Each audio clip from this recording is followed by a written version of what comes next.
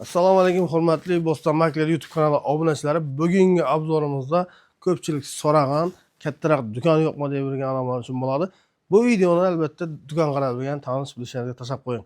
Lokatsiyasi ham вообще zo'r yerda, dehqon bozori hududida joylashgan. Ishlar ham keng, tayyor biznes desak ham bo'ladi. Ko'chadan kirishimiz ana shunday aynalar bilan jihozlangan. Kirganingizda chap qo'lingizda sotuv kassasi bu yerda ko'rib turgan mebellaringiz, texnikangiz, hamma narsasi qoladi do'stlar.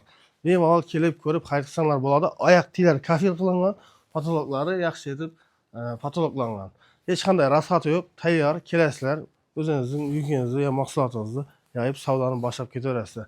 Bu tarafimizda yana bir ajoyib yeri bor ekan. Mabodo bu do'kon kichkinalik qiladi desanglar, orqa tarafida eshigi bor mana.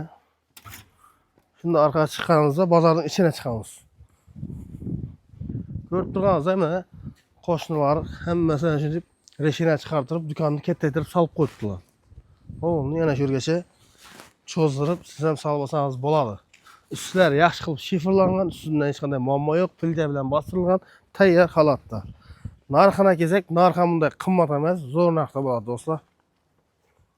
Endi men sizlarga to'liq adresi bilan lokatsiyani tushuntirib o'taman.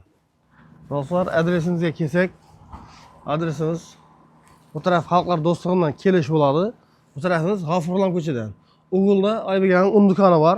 Shuning qoptonida joylashgan bo'ladi. Evlar polniy naves qilingan, ana shunday fasadlar ham chiroyli ko'rinishda bo'ladi. Do'stlar, narxini kelsak, narxi bo'lish yeri egalar bilan savdolashib, tartishib, talashib 30 ming dollarga ko'ndirib qo'ydik. Qatib qolgan narx shu. Undan boshqa qaytilmaydi. Tayyor biznes, pastaga nomerlarga bog'lansanglar, qiziqqanlar bo'lsa kelib ko'rsanglar ham bo'ladi. Hammaga rahmat, bizlarga davom qiling.